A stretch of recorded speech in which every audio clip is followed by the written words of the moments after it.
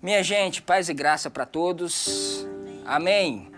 Que bom estar mais uma vez com todos vocês, retornando aqui nesse lugar. Aqui virou um estúdio de adoração, né? Um lugar de adoração, um lugar onde a gente se reúne, ministra a palavra, encoraja uns aos outros e tira dúvidas no final, né? Tem um tira-teima aí no final. Muito bem, nós vamos então para Atos dos Apóstolos, capítulo de número 5. E eu quero que vocês abram a Bíblia aí. Atos dos Apóstolos, capítulo de número 5. Quando a gente está estudando a Bíblia, a gente sempre tem que ter ela em mãos, sempre um exemplar, ou pelo celular, ou a Bíblia impressa. Cada um faz conforme for mais conveniente, mas é importante ter um exemplar da Bíblia para você acompanhar. Você sabia que aquilo que eu vou ministrando aqui, muito provavelmente você lendo, você será ministrado diferente. O Espírito Santo vai encontrando uma medida de acordo com o seu coração. Então, a gente nunca deve apenas ficar só na ministração do pastor. Toda vez que for ministrada uma palavra, no dia seguinte você medita nela, lê o texto de novo, e o Espírito vai sempre ministrar uma coisa nova no coração da gente, né?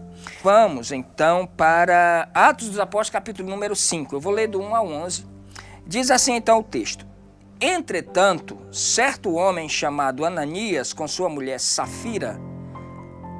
Só para vocês entenderem, o texto aqui começa com entretanto.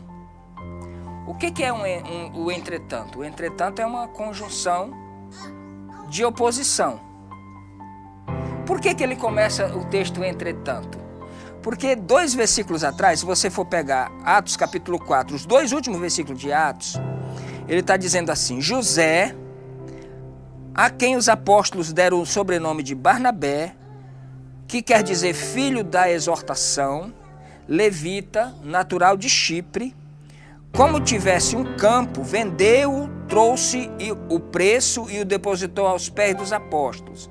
Aí ele continua, entretanto, aí ele vai contar uma outra história que é antagônica a essa. Entretanto, certo homem chamado Ananias, com sua mulher Safira, vendeu uma propriedade, mas em acordo com sua mulher, reteve parte do preço e levando o restante, depositou aos pés dos apóstolos. Então Pedro disse, Ananias, por que encheu Satanás teu coração para que mentisses ao Espírito Santo, reservando parte do valor do campo? Conservando-o, porventura, não seria teu? E vendido não estaria no teu poder? Como, pois, assentaste no coração este desígnio? Não mentiste aos homens, mas a Deus. Ouvindo estas palavras, Ananias caiu e expirou, ou seja, morreu. Sobrevindo grande temor a todos os ouvintes.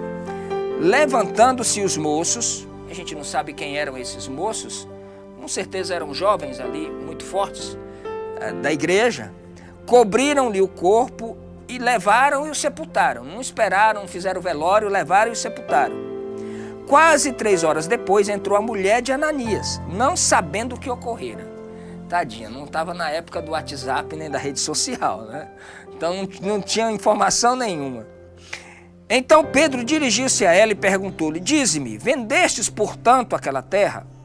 Ela respondeu, sim, portanto. Então tornou-lhe Pedro a dizer, por que entrastes em acordo para tentar o Espírito do Senhor? Eis aí a porta, os pés dos que sepultaram teu marido, eles também te levarão. No mesmo instante, caiu ela aos pés de Pedro e expirou, ou seja, morreu também. Aqui as pessoas até fazem perguntas na Bíblia, né? Qual foi a viúva que durou menos tempo na Bíblia? Essa aqui foi só 3 horas, né? A viúva com menos tempo na Bíblia. Ficou 3 horas viúva e morreu logo depois do marido. Entretanto, os moços acharam-na morta e, levando-a, sepultaram junto do marido. E sobreveio grande temor a toda a igreja e a todos quanto ouviram a notícia desses acontecimentos. Então, anteriormente, o que a gente viu? Anteriormente nós vimos como a igreja de Jerusalém, ela reagiu às ameaças orando. Então eles começaram a ameaçá-los, eles oraram, houve uma resposta de Deus imediata, eles continuaram pregando, os sinais continuaram acontecendo e a partir desse momento, eles já estavam cultivando um estilo de vida de ajuda mútua. onde muitas pessoas ali se reuniam, não tinha comida para todo mundo, e eles começaram a pegar aquilo que se tinha, vendia, trazia o dinheiro, depositava aos pés dos apóstolos, e ali eles repartiam para os necessitados. O texto afirma que eles vendiam as suas propriedades e entregavam o dinheiro aos apóstolos. E por sua vez eles repartiam, de forma que a Bíblia conta, no capítulo 4, que não havia necessitados entre eles. Isso é uma coisa maravilhosa. O que é necessitado? É gente que não tem o básico para sobreviver. Tá? É inadmissível que no meio do meio cristão evangélico, gospel, seja lá como se queira falar, exista alguém congregando do nosso lado que não tem o básico em casa para comer. Se isso acontecer na nossa igreja, isso significa que nós não estamos vivendo o evangelho. É impossível que no nosso meio, uma pessoa não tenha o básico para comer, para viver. Então, o evangelho, o princípio bíblico aqui dessa ajuda mútua era isso. Não tinham necessitado entre eles, por quê? Porque eles tinham pelo menos o básico em casa para comer. Né? Então, aqui Lucas destaca alguns nomes. Pessoas que abriram mão do que tinham para ajudar os demais. Primeiro, ele fala de Barnabé, que era um discípulo extremamente abnegado, e ele foi muito importante no desenrolar da história. Você vai ver Barnabé aqui bastante tempo aqui sendo narrado sobre ele, como ele trouxe Paulo para Antioquia, como Barnabé foi na primeira viagem missionária com Paulo, e quando Paulo se separou de Barnabé, ele que acolheu João Marcos. Então ele é um discípulo extremamente importante para a igreja primitiva, né? E Barnabé aqui, ele tinha uma capacidade de ensino, de discipulado e de pregação. Ele era um cara muito bom no ensino e no discipulado.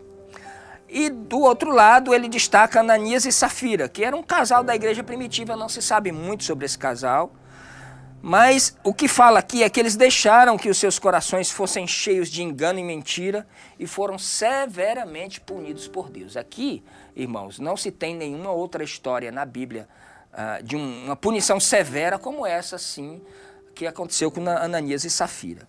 Nós vemos aqui um contraste. Por que ele fala entretanto? Porque tem um contraste. Ele está mostrando o contraste entre Barnabé e entre Ananias e Safira. Ou seja, enquanto Barnabé traz a sua doação como ela deve ser feita, o que é uma doação? Ela tem que carregar a seguinte exigência: apenas para socorrer o próximo e nada mais. Por que se dá? Apenas para o outro ter e nada mais. Esse é só o objetivo da doação, né? E aqui Barnabé traz uma doação apenas para abençoar o próximo, e Ananias e Safira traz uma doação maquiada de boas intenções, contudo estava negando a essência e a motivação principal. E esse foi o problema desses dois aqui.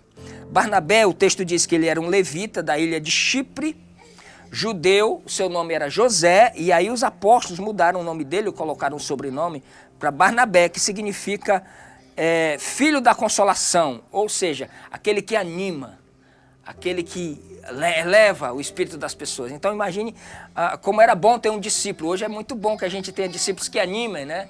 Tem gente que quando chega numa reunião, ele eleva o espírito, ele sempre tem uma palavra boa. Assim era o Barnabé. Muito provavelmente eles tenham recebido esse nome de filho da consolação por causa do caráter encorajador dele, né? E aqui eu quero destacar uma coisa: é muito bom a gente produzir um caráter encorajador. Ninguém mais quer que te bote para baixo, né? Tá tão difícil a vida, tá tão ruim, e se a gente encontrar dentro da igreja pessoas que te ainda botem para baixo, é ruim demais ainda. Então é importante que a gente tenha esse espírito encorajador, esse caráter encorajador. E aqui diz que ele tinha um campo que, aliás, propriedades e campo era coisa proibida para os levitas. E o cara era um levita. Como é que ele tinha campo se isso era proibido para os levitas? Bom, então, aqui no início os apóstolos faziam tudo, inclusive a distribuição dos recursos. Tudo era feito pelos apóstolos. Então, Barnabé traz o valor da propriedade e entrega aos pés dos apóstolos. Ananias e Safira são nomes judaicos. Eles tinham confessado Jesus, estavam com a igreja, muito provavelmente moravam ali em Jerusalém. Então, vendo Barnabé fazer essa doação, e muitos outros, que não só foram esses dois, mas muitos outros faziam, eles resolveram fazer a sua doação também. A questão é que eles venderam a propriedade, eles retiveram a parte do dinheiro e chegaram lá mentindo, dizendo que está aqui todo o dinheiro da propriedade. Então ninguém sabe se eles retiveram a metade, ou 30%, ou 40%. A questão é que eles mentiram e ocultaram o valor da propriedade que eles venderam. Então aqui a gente tem mencionado o primeiro pecado da igreja primitiva. Porque até então estava tudo maravilhoso, tudo bem, o Espírito descendo, a coisa acontecendo, mas aqui está narrado o primeiro pecado da igreja primitiva, né? Pedro então tomou conhecimento. A gente não sabe se alguém falou para Pedro ou se o Espírito revelou para ele. Eu creio que o Espírito tenha revelado para Pedro aquele acontecimento, né? E Ananias não precisava fazer isso, porque Pedro falou, ó, o terreno não era teu? Tu não vendeu? O dinheiro não estava contigo? Por que não ficou com dinheiro? O teu problema foi mentir. Então, o pecado de Ananias não foi reter parte do dinheiro. O pecado de Ananias foi mentir. O pecado de Ananias foi mostrar a hipocrisia. Olha o tamanho que a hipocrisia é. O pecado de Ananias foi exatamente isso, foi a hipocrisia. Então, Pedro argumenta com Ananias, olha, por que você deixou o diabo encher o seu coração disso? Olha que palavra forte. Você deixou o diabo encher o teu coração. Você não mentiu a homens, você mentiu ao Espírito Santo. Quando ele falou isso, Ananias caiu morto. Buf, morreu. E aí os homens pegam Ananias, os jovens, levam, sepultam. 3 horas depois chega a esposa, não sabia de nada, e ela foi questionada sobre o valor. E Pedro fala, olha, vocês venderam a propriedade por tanto? Ela falou, foi por tanto. E mentiu também. E ele falou assim, tá vendo? Os pés daqueles que levaram o teu marido vão te levar também. E ela caiu morta na mesma hora. Por que esse juízo acontece na época da misericórdia, na época da graça, não é? Vocês já estão querendo elaborar perguntas aí. Por que esse juízo acontece na igreja? E por que não acontece na igreja hoje, não é? Por que hoje não acontece? Imagine se Deus fosse punir os mentirosos hoje. Era gente caindo morto, faltava gente para carregar para o cemitério, né? Imagine isso. Uma das coisas, irmãos, que eu entendo aqui, primeiro, era para confirmar que os apóstolos eram aqueles que Deus escolheu e deu a eles a capacidade extraordinárias e especiais para eles. Os apóstolos, eles ensinavam a palavra de Deus, eles estavam lançando os fundamentos da palavra de Deus, eles estavam escrevendo a Bíblia sem saber, por isso essas coisas extraordinárias aconteceram. Deus pode fazer isso hoje? Pode, Deus é livre. Só que eu creio que Ele faz em outros moldes e outras maneiras. Mas Deus ainda faz essas coisas. Ananias e Safira, eles poderiam não ser crente de verdade. Isso é uma outra questão que se levanta aqui, né? Eles poderiam apenas estar envolvidos, mas nunca tiveram seus corações transformados. Estavam vivendo um engano, né? Bom, então vamos lá, algumas aplicações aqui. Vamos ver o que a gente extrai desse texto aqui para nós, para a gente não descer o cajado e o cacete aqui em todo mundo, né, Robson?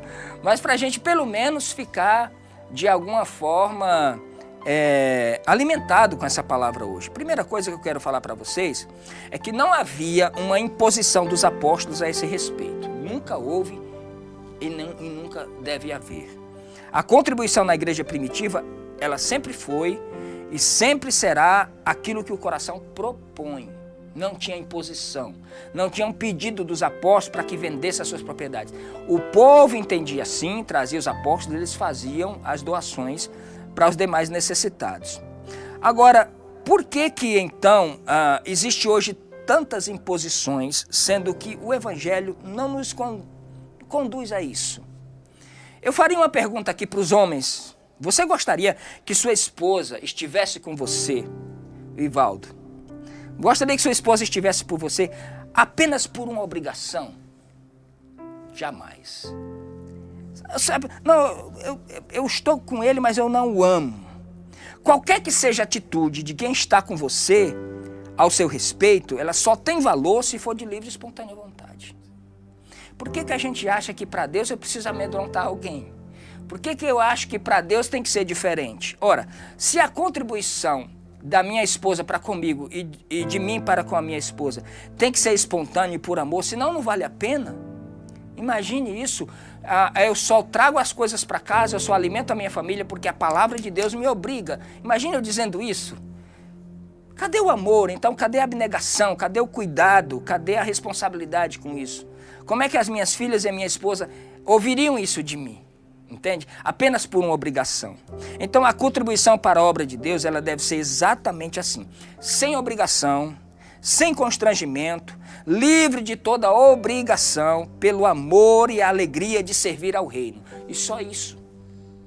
A gente dá é para o outro ter e por amor ao reino. Não é para absolutamente nada mais. Não tem que ter outra motivação. Entende?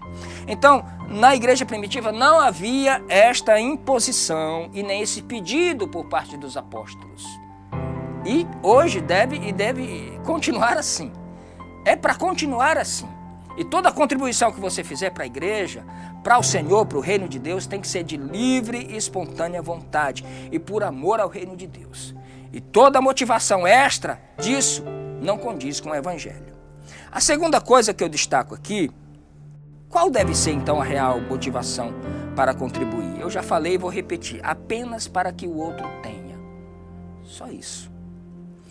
A motivação ainda é a que conta para Deus. Eu falei aqui para vocês nas primeiras lives que a gente fez aqui, nas primeiras gravações, que intenções e motivações para Deus é a mesma coisa. Isso ficou muito claro aí no coração de vocês. Motivação ainda é o que conta para Deus. De um lado tem alguém motivado por abençoar a obra, de outro lado tinha alguém mostrando uma hipocrisia e tentando mostrar uma personalidade que não condizia com seu caráter. Por isso foram punidos e o outro foi abençoado. Olha que coisa interessante. Então Deus não recebeu a oferta de Caim por causa da motivação de Caim. Não foi por nada. Não era que a oferta estava defeituosa. A Bíblia diz, Deus não se agradou de Caim e nem da sua oferta. Entende? Outra coisa, Jesus exalta a atitude da viúva com as suas 2 moedinhas apenas pela motivação dela. Jesus, lembra que Jesus estava em frente ao gasofilácio, vendo as pessoas contribuírem, passando todo mundo. Passou uma viuvinha com 2 moedinhas, é a única coisa que ela tinha e ela depositou lá. Jesus disse, essa mulher deu mais do que todos os outros. Porque os outros deram daquilo que sobejava das suas sobras, mas ela deu tudo o que tinha. Entende? A motivação é o que importa para Deus, né? Nenhum pastor sério dá ênfase a dinheiro no seu trabalho. O dinheiro é necessário, tem os custos fixos da igreja, tem as despesas que sugerem proventos, surgem referente aos desafios, aos projetos, a manutenção do prédio, mas a ênfase da pregação não pode ser o dinheiro. Está fora do Evangelho isso. Não são poucos os pastores que são trocados de congregações e de setores porque a arrecadação caiu. Imagina isso. Por isso eles se acham na obrigação de ministrar sobre oferta em cada culto. E nessa ministração eles usam algumas estratégias. Primeiro, eles cobram a fidelidade do crente. Então eles pegam pela fidelidade. É porque Malaquias disse... E você precisa ser fiel a Deus. Aquele que não é fiel a Deus, ele é amaldiçoado. Então eles cobram e a primeira coisa que eles pegam é na fidelidade. O problema de usar Malaquias para falar de fidelidade é que a mesma parte que fala de Malaquias, que deve trazer os dízimos e ofertas para a casa do tesouro, é a mesma parte que diz, para que haja mantimento na minha casa. Então eles sabem muito bem cobrar, mas não sabem muito bem prestar contas. Esse é o problema. De que muita gente não quer contribuir. Então, primeiro se cobra a fidelidade. Segunda coisa, eles usam a lei da semeadura. O que planta pouco, colhe pouco. O que planta muito, colhe muito. Então você tem que dar aquilo que te dói, aquilo que dói no seu bolso, aquilo que vai doer em você, para que você possa colher mais. E com isso eles exploram uma coisa muito ruim do ser humano, que é a ganância. Porque o cara, não, eu quero semear muito. Então ele tira da boca dos filhos para semear muito, para que Deus possa dar muito. Cadê a motivação de ofertar pelo reino de Deus? Pelo amor ao outro. Qual é a motivação? A motivação é para que Deus me dê máximo possível. Então, a motivação está errada. Se eles cobram a fidelidade e não dá resultado, então eles passam para a lei da semeadura e apertam e exploram a ganância do povo. Com a ganância, eles conseguem já 90% de toda a igreja. A terceira coisa, eles usam então, quando essas duas não dão resultado, eles usam o amedrontamento e a maldição. Eles começam a amedrontar você. Se você não der, você é amaldiçoado, você é ladrão, você não faz parte do reino de Deus, você é isso, você é aquilo, seu filho vai adoecer, você vai perder o seu emprego, seu carro vai bater o motor. Eles começam a amaldiçoar a pessoa. Imagine isso, irmãos. Agora eu pergunto para você, isso é evangelho? Aonde é que fica Jesus ouvindo eu pregar um negócio desse? Imagine se eu uso a minha capacidade de influência para despertar do outro a ganância. E se eu não consigo despertar pela ganância, eu vou amedrontar essa pessoa, amaldiçoar essa pessoa. Não tem condição isso. A contribuição na igreja é uma graça. Entenda isso, é uma graça, é um privilégio. E nenhum ser humano que a faz deve fazer por medo do diabo, por medo do devorador, nem porque está semeando e quer receber multiplicado lá na frente, nem porque Deus amaldiçoará ele. Não. Isso aqui é única e exclusivamente por amor ao reino e à obra de Deus. Oferta, dízimo é uma graça, é um privilégio, não é obrigação. A contribuição na igreja, ela deve ser espontânea, ela deve ser alegre, ela deve ser sem peso, ela deve ser sem medo, ela deve ser com gratidão, porque tem para ajudar. A gratidão é daquele que tem para ajudar. E todo aquele que tem, ele deve usar a sua gratidão para ajudar. É por isso que a minha contribuição, ela não pode desviar o olhar de quem está caído. Ao contrário, eu devo estender a mão e, de acordo com as minhas posses, ajudar essa pessoa. Pois sabe que fazendo a um desses pequeninos, está fazendo para Deus. E Jesus disse, quando vocês fizerem um desses pequeninos que creem em mim, vocês estão fazendo a mim. Você entende isso? Então a contribuição ela é espontânea, ela é alegre, ela é sem peso, sem medo, apenas para ajudar o outro, sem desviar o seu olhar daquele que está caído. Deixa eu fazer uma pergunta para você. Você acha que aos olhos de Deus, um prédio, um ministério, ele é mais santo do que um caído no meio da estrada precisando de comida? Você acha que você consegue honrar a Deus mais levando o seu dinheiro e depositando no gasofilácio ou ajudando um que está caído? O que você acha que aos olhos de Deus é mais importante? Ajudar um prédio ou alguém passando fome? O que você acha que parece mais com o espírito do Evangelho? Porque o que você acha que parece mais com o espírito de Jesus Cristo? Para você pensar. Terceira coisa. Pedro não estava preocupado com valores, ele estava preocupado com a verdade. O verso 3, eu vou ler aqui o verso 3 para vocês. O verso 3, cadê o verso 3? Então, Pedro disse, Ananias, por que encheu Satanás o teu coração para que mentisses ao Espírito Santo, reservando parte do valor do campo?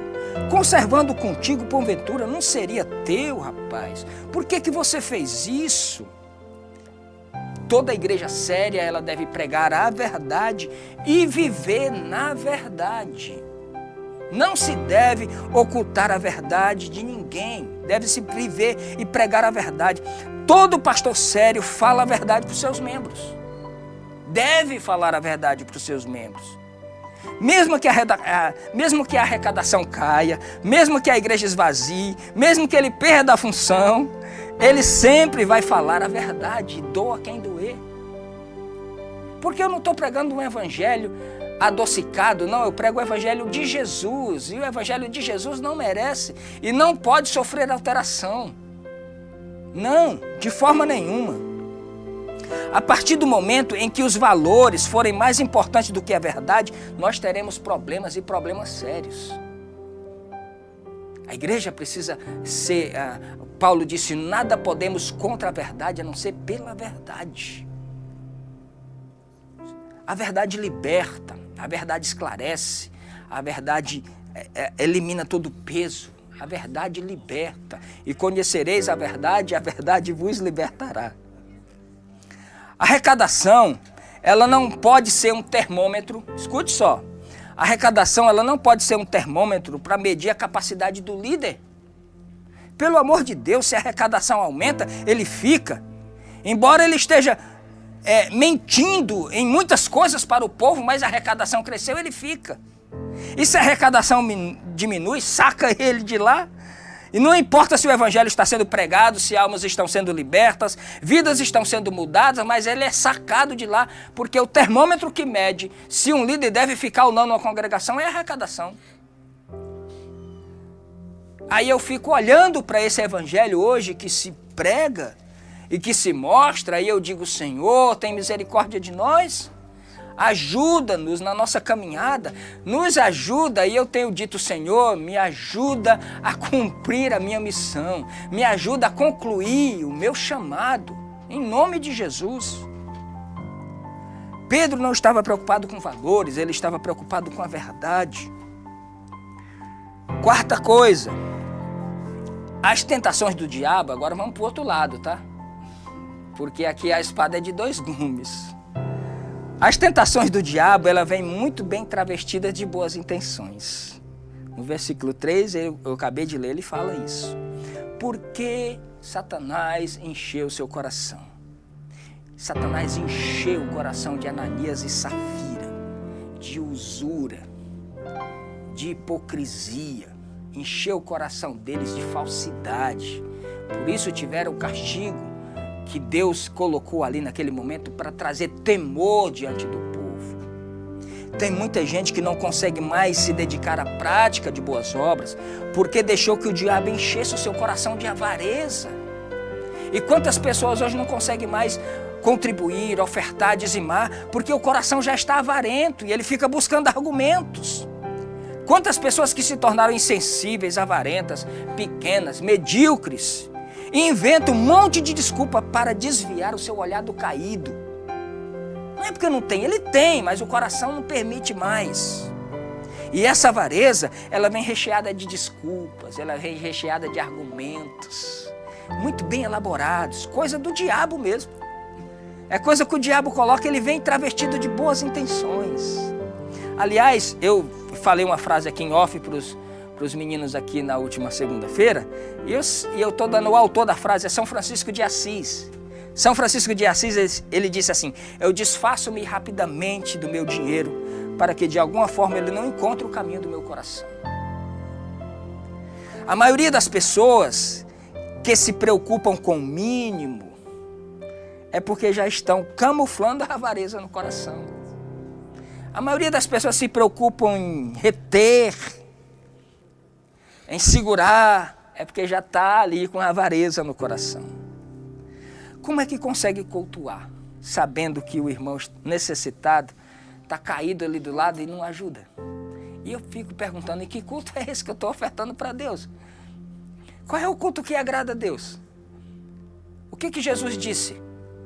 Que no fim dos dias o trono se erguerá, e Jesus se assentará no trono, e virão as nações, e ele fará uma fileira, à direita e à esquerda. Os da esquerda ele diz assim: apartai-vos de mim, não conheço vocês. Os da direita ele diz: vinde a mim, benditos de meu Pai, possuí por herança o reino que está preparado antes da fundação do mundo. Eu tive fome, me deste de comer. Eu estava preso, vocês me visitaram. É assim. Não tem coisa difícil. É só a prática do amor. Então, esse é o verdadeiro culto. Não é o seu cacuete, nem o seu bater do pé, o entortar da cabeça, o seu rodopio. Não é isso que cultua. Isso não é culto. Deve ser a sua natureza extravasando. Quem sabe, eu quero acreditar que é a sua natureza extravasando, a alegria do Espírito Santo. Mas essa alegria que só fica dentro da igreja rodopiando, mas não ajuda o caído, não é a alegria do Espírito Santo. Quinta coisa, a manifestação do Espírito Santo produz temor. E é isso que diz no versículo 5, eu vou ler para vocês o versículo 5, vou repetir aqui. E ouvindo estas palavras, Ananias caiu e expirou, sobrevindo grande temor a todos os ouvintes. A palavra de Deus, a manifestação do Espírito produz temor. Aqui Deus aplica uma disciplina severa para que a igreja que estava iniciando pudesse entender que Deus sabe todas as coisas e que para se apresentar a Ele não pode ser de qualquer maneira. E todos aqueles que estavam intentando em seu coração, quem sabe tinha muita gente ali tentando fazer a mesma coisa, quando viram aqueles caíram mortos, já desistiram. A gente nunca sabe quais eram as intenções dos corações. E Deus com certeza tem sérios motivos para que pudesse agir com tanta severidade com Ananias e Safira. Porque nós não sabemos também se o diabo estava por trás de mais casais por ali. Se ele estava tentando colocar as suas sutilezas para que fosse minando a força da igreja.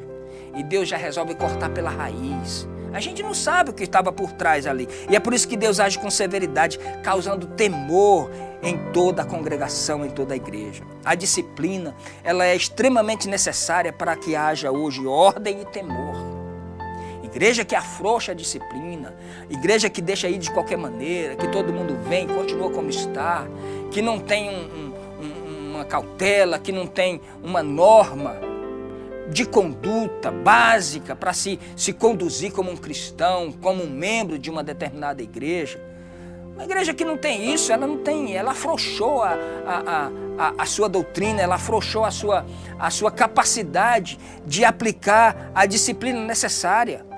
Um pai que cria uns filhos sem disciplina, ele está fazendo um mal terrível aos filhos, que não coloca controle, que não coloca limite nos seus filhos. Não é porque ele é ruim, é porque ele está querendo, ele quer o melhor do filho, ele está amando o filho. Por isso que ele coloca controle, por isso que ele diz não. E quantos nãos você não recebe do seu pai por dia? E quantos nãos você não diz para o seu filho por dia? Para que ele possa crescer um homem, uma mulher, uma pessoa digna, uma pessoa boa para a sociedade. Enquanto se afrouxa a disciplina, a credibilidade da igreja desaparece.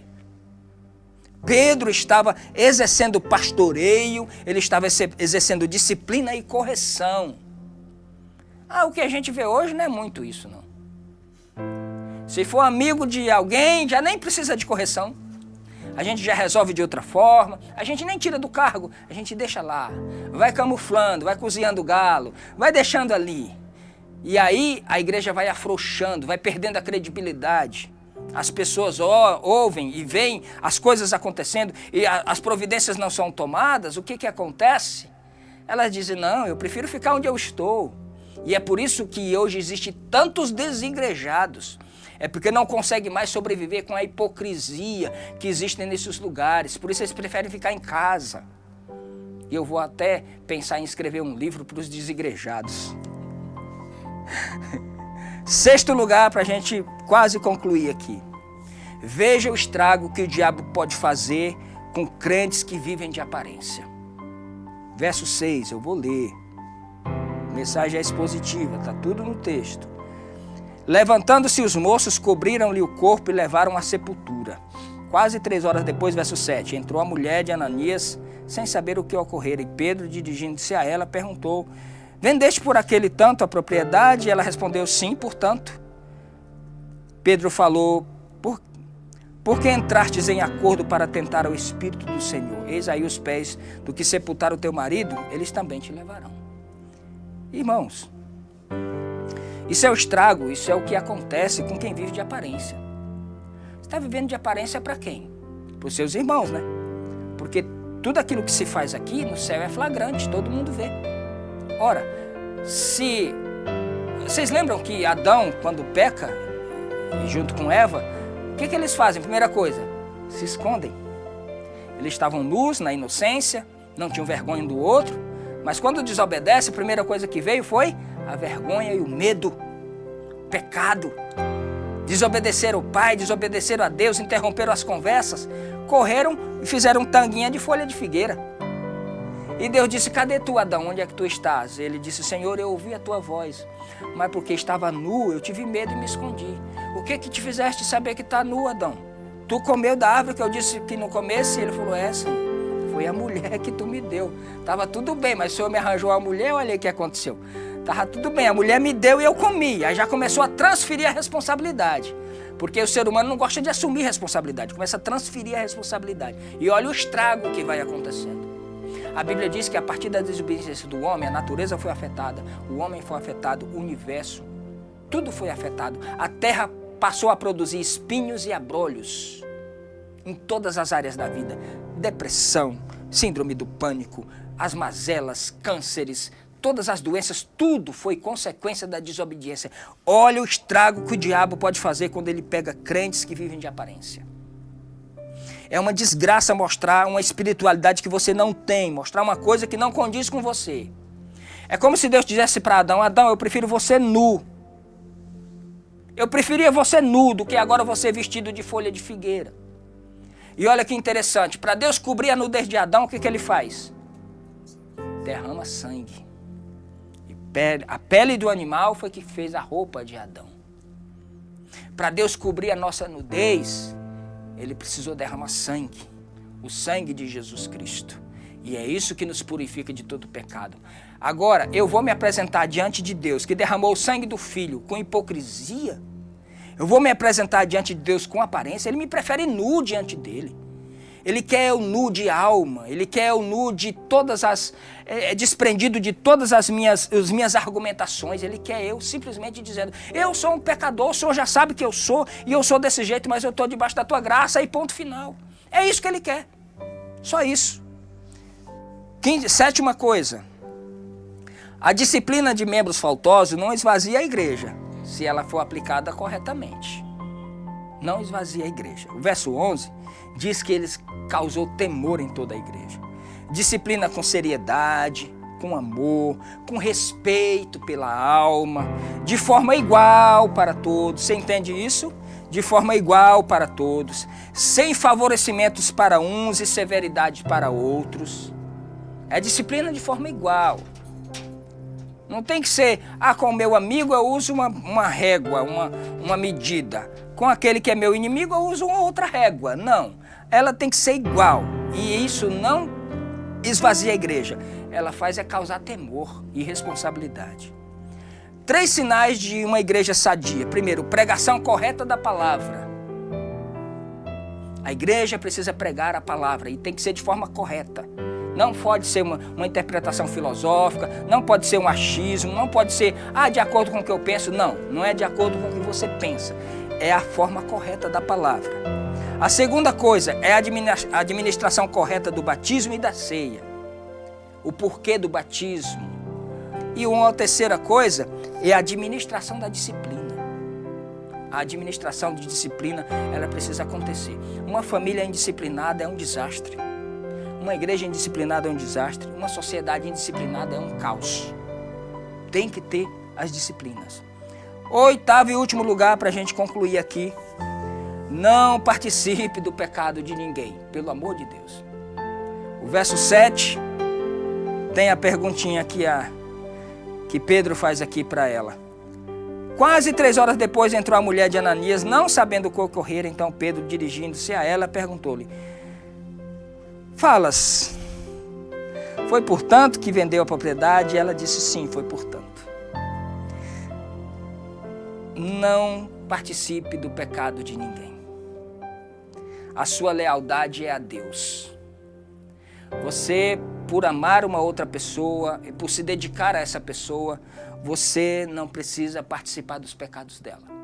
Aliás, se você realmente o amar, se você realmente se dedicar à obra de Deus, você vai alertar essa pessoa, você vai corrigir com amor, com graça, com respeito, com responsabilidade, mas jamais participar dos pecados dela. A Safira poderia estar viva, ela poderia ter sobrevivido, se ela não tivesse participado do pecado do marido. Mas como ela combinou em casa, quis sustentar a palavra, olha no que deu. Os pés daqueles que levaram o Ananias para a sepultura foram os mesmos que levaram a Safira. E a Bíblia não faz questão de esconder, a Bíblia não esconde isso, ela faz questão de tornar público, para mostrar que não existe na Bíblia ninguém perfeito, só um, que é Jesus. Que Deus abençoe minha gente, que Deus possa dar aí a vocês uma semana de bênção e de prosperidade, que a graça de Deus, que esteve sobre Pedro, sobre Barnabé, seja a mesma que esteja sobre você e sobre a sua família. A gente se vê, Deus abençoe, até mais.